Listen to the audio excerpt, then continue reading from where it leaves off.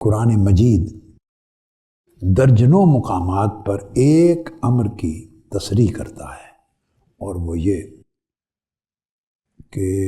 اللہ رب العزت نے جو وحی نازل کی وہ صرف اور صرف وہ وہی وحی تھی جو حضور علیہ الصلوۃ والسلام سے پہلے نازل ہوئی، یعنی انبیاء اور رسل اعظام صرف وہی معتبر تھے، مقبول تھے، معتمد تھے اور سچے تھے جو آقا علیہ الصلوۃ والسلام کی بعثت سے پہلے مختلف زمانوں میں مختلف امتوں کی طرف بھیجے گئے، اور جو وحی ان پر کی گئی حضور علیہ الصلوۃ والسلام کی بعثت سے قبل وہی سچی وحی تھی، اسی کی قرآن مجید تصدیق کرتا ہے، اسی کا ذکر کرتا ہے، اسی کو واضح طور پہ بیان کرتا ہے، اسی کو حق مانتا ہے، اور پورا قرآن الحمد سے والناس تک حضور علیہ الصلوۃ والسلام کی بعثت کے بعد، آقا علیہ السلام کی بعثت یعنی مبعوث ہو جانے کے بعد کسی وحی کا اشارہ اور کنایہ میں بھی ذکر نہیں کرتا۔ گویا آقا علیہ الصلوۃ والسلام کی بعثت کے بعد اگر کوئی شخص کسی معنی میں وحی کے نزول کا دعویٰ کرے گا تو وہ قرآن مجید کی نفی ہوگی، اس کا دعویٰ باطل ہوگا اور وہ کفر ٹھہرے گا۔ یہ جو نقطہ ہے اس کو میں چند قرآنی آیات سے اس کی تائید کرتا ہوں، اور تشریح کی ضرورت نہیں رہے گی، میں نے خلاصہ سمجھا دیا ہے، آپ خود سمجھتے چلے جائیں گے۔ ختم نبوت کی یہ دلیل اللہ رب العزت نے قرآن مجید کی بالکل ابتدا میں سورہ بقرہ کے پہلے رکوع کی ابتدائی آیات میں دے دی۔ آپ سورہ بقرہ کی آیت نمبر 4 کو پڑھیے، آیت نمبر 4، اس میں درج ہے اعوذ باللہ من الشیطان الرجیم والذین یؤمنون بما انزل الیک وما انزل من قبلک۔ پیچھے بات آ رہی ہے ھدی للمتقین،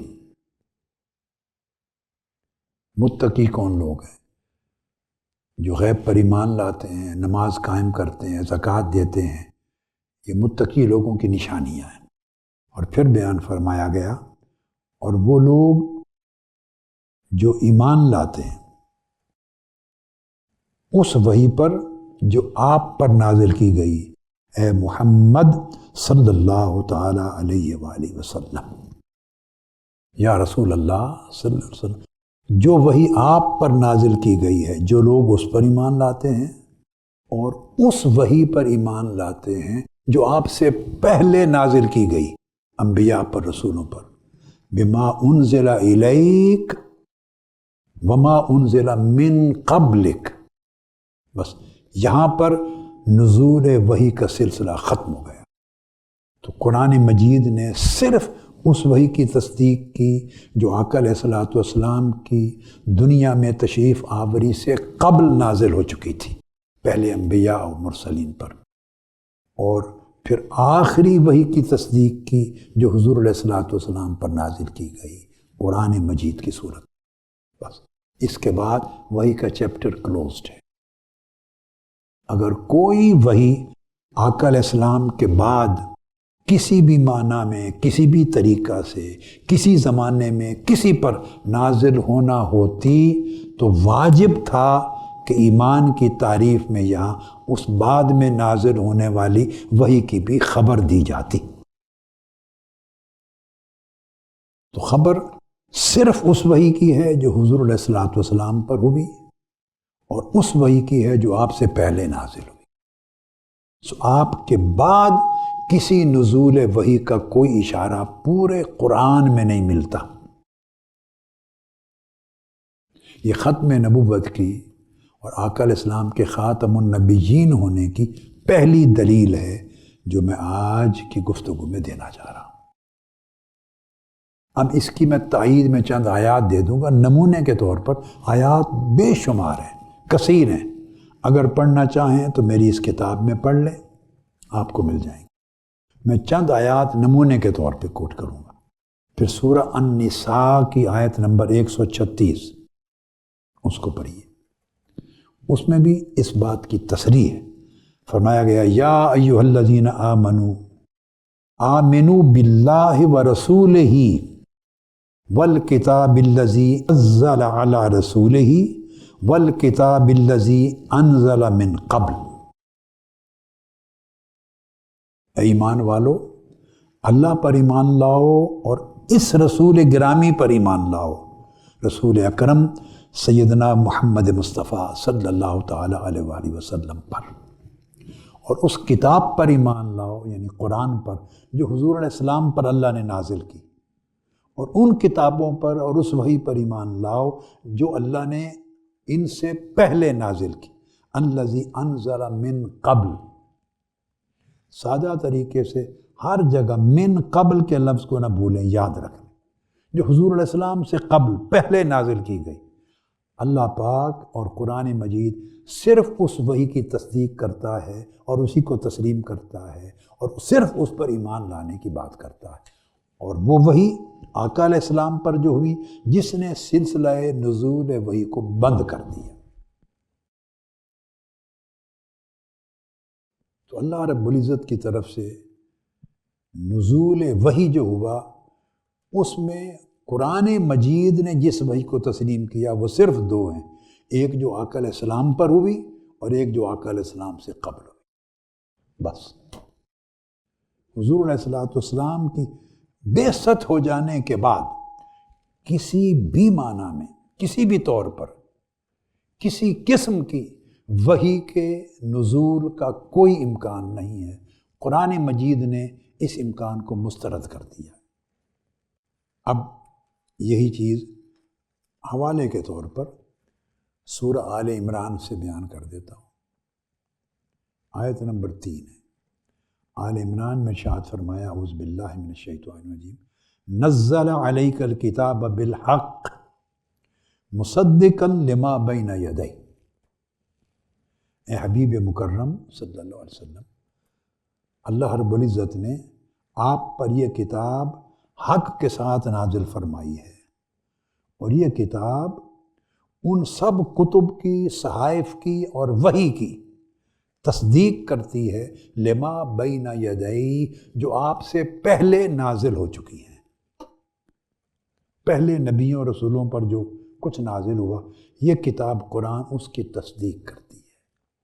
تو اس سے کیا معنی اخذ ہوا؟ جب یہ قرآن حضور علیہ السلام سے قبل یا نزول قرآن سے پہلے نازل ہونے والی کتب اور صحائف اور انبیاء پر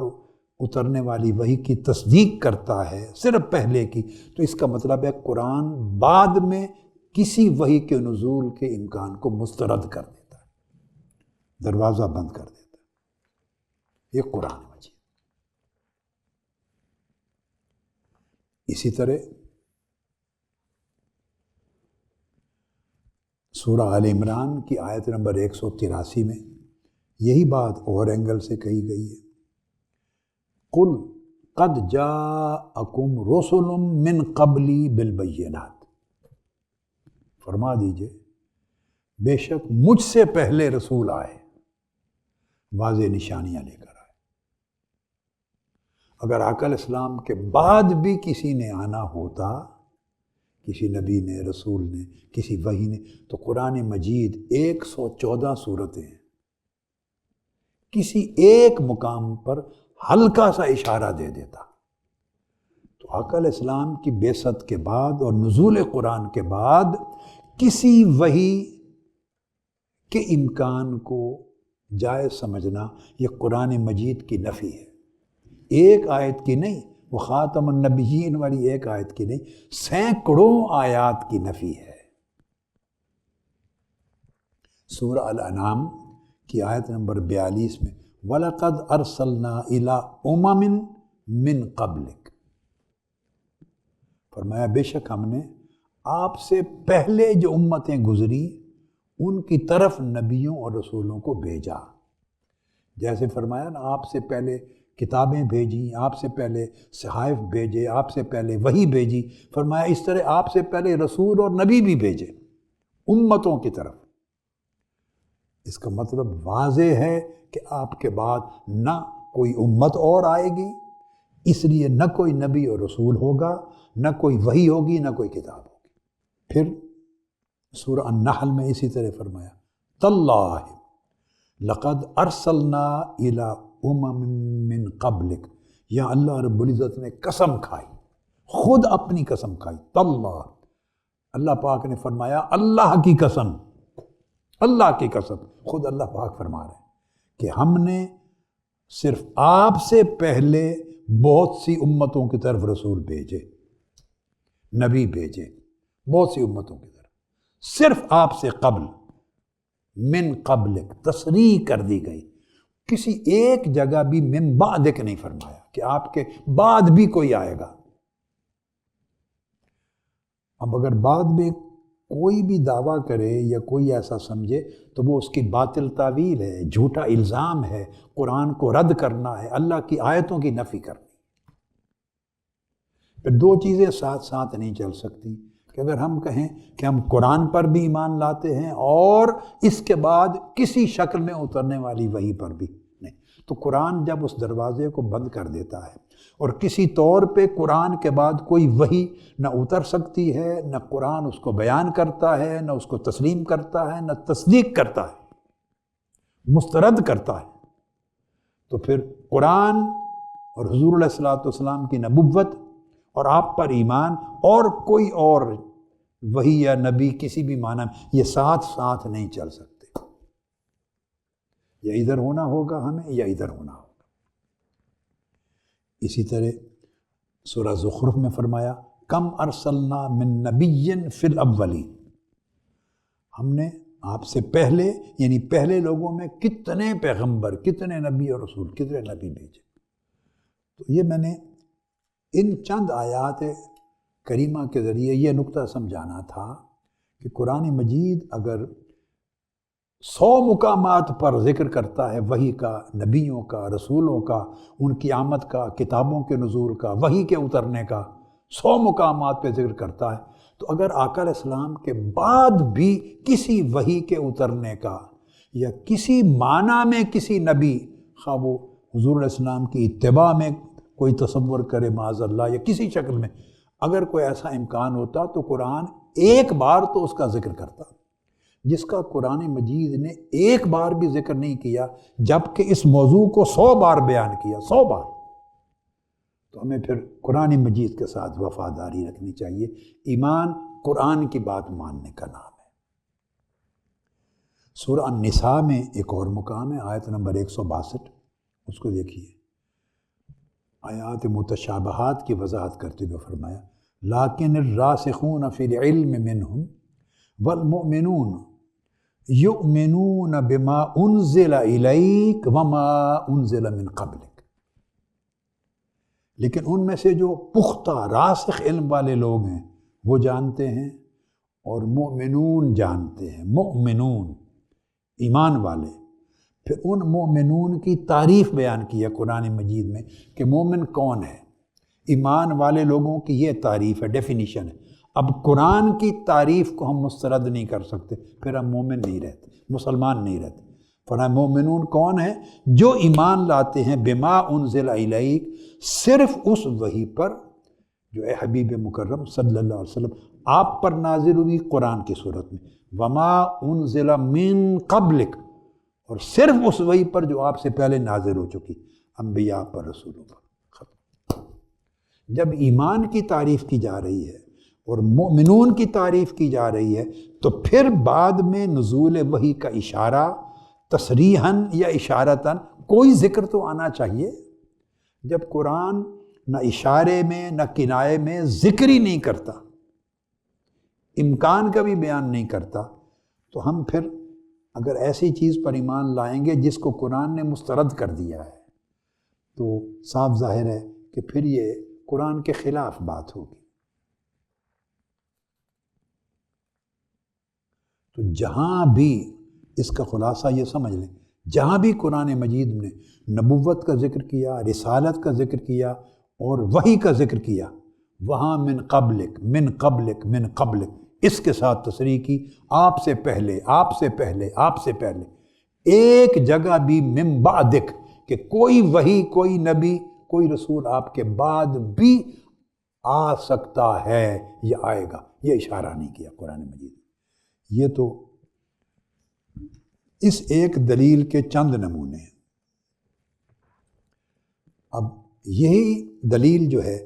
دیگر الفاظ میں بھی قرآن مجید میں ہے، وہ بھی درجنوں مقامات پر۔ مثلا سورہ البقرہ ارشاد فرمایا اللہ رب العزت نے، جبرائیل امین کا ذکر ہو رہا ہے، فَإِنَّهُ نَزَّلَهُ عَلَىٰ قَلْبِكَ بِإِذْنِ اللَّهِ مُصَدِّقًا لِمَا بَيْنَ يَدَيْهِ وَهُدًى وَبُشْرًى لِلْمُؤْمِنِينَ کہ حضرت جبرائیل نے یہ قرآن اللہ کے اذن سے، اللہ کی اجازت اور حکم سے آپ کے قلب اطہر پر نازل فرمایا، اور یہ قرآن تصدیق کرتا ہے صرف اور صرف ان کتابوں، صحیفوں اور اس وحی کی جو لما بین یدئی، جو آپ سے پہلے اتر چکی، نازل ہو چکی۔ یہ ہدایت ہے قرآن، اور یہ مومنوں کے لیے بشارت ہے۔ اب انہی الفاظ میں اور بھی کئی مقامات پہ تصریح ہے۔ مثلا سورہ المائدہ کی آیت نمبر 48 میں فرمایا وَأَنزَلْنَا إِلَيْكَ الْكِتَابَ بِالْحَقِّ مُصَدِّقًا لِمَا بَيْنَ يَدَيْهِ مِنَ الْكِتَابِ، ہم نے یہ کتاب قرآن حق کے ساتھ آپ پر نازل کیا، اور یہ قرآن تصدیق کرتا ہے صرف ان کتابوں کی اور اس وحی کی جو آپ سے پہلے نازل کی گئی۔ پھر سورہ الانعام میں اس کی پھر تصریح ہے، فرمایا ھذا کتاب انزلناہ مبارک مصدق الذی بین یدیہ، یہ کتاب ہے قرآن، اور یہ وہ کتاب ہے، مبارک کتاب ہے، برکت والی، جسے ہم نے نازل کیا، اور یہ تصدیق کرتی ہے اور تصدیق کرنے والی ہے صرف ان کتابوں کی، صحیفوں کی اور وحی کی جو آپ سے پہلے نازل ہوئی تھی۔ یہ قرآن کی آیت ہے، علماء نے یہ تصور وضع نہیں کیا ہے۔ یہ قرآن مجید نے 150 مقامات پر ڈائریکٹلی تصریحاً یا استدلالاً یہی چیز بیان کی ہے۔ پھر سورہ یونس میں بھی اس طرح ہے، اس قرآن کا وما کان ھذا القرآن کا ذکر کر کے ولیکن تصدیق الذی بین یدیہ، یہ قرآن تصدیق ہے ان کتابوں کی اور اس وحی کی جو آپ سے پہلے نازل ہوئی۔ یہ قرآن اس کی تصدیق کرنے والا ہے۔ یہ تو میں نے عرض کیا چند دلائل میں لوں گا، تو ان دلائل میں سے چند نمونے میں نے پیش کر دیا، اور آپ ذہن میں رکھ لیں کہ اس اسلوب کا بیان قرآن مجید میں 20 مقامات پر یا 100 کے قریب مقامات پر آیا ہوگا، کم و بیش۔ تو میں نے اب اس دلیل کا بیان ختم کیا، اس کا جو کنکلوژن ہے یہ دیتے ہوئے اور آپ کے ذہنوں میں یہ بات راسخ کرتے ہوئے کہ قرآن مجید نے جہاں بھی نبیوں کی بعثت کا، رسولوں کی آمد کا، کتاب کی نزول کا یا وحی کے نزول کا بیان کیا، ہر جگہ من قبل کے ساتھ بیان کیا، یا بین یدی، آقا علیہ السلام سے پہلے، حضور علیہ السلام کے بعد، کسی شکل میں، کسی معنی میں، کسی طور پر، کسی تعویل کے ساتھ بھی وحی کے، اللہ کا کلام کسی پر اترنا کہ اللہ مخاطبہ کرے، اس کا کوئی اشارہ قرآن نے نہیں دیا۔ وہ دروازہ 100 جگہ اس کا ذکر کر کے بند کر دیا، اور کہا قرآن تصدیق ہی نہیں کرتا سوائے ان کتب کے اور اس وحی کے جو حضور سے پہلے نازل ہوئی، تو جس کی تصدیق قرآن نہیں کرتا گویا وہ چیز باطل ہے۔ یہ پہلی دلیل تھی جس کے چند نمونے دیے، چند ایک نمونے کے طور پہ اس لیے کوٹ کر دی کہ اس کو سمجھنا اور ذہن نشین رکھنا آسان ہے، پڑھے لکھے لوگوں کے لیے بھی اور کم پڑھے لکھے لوگوں کے لیے۔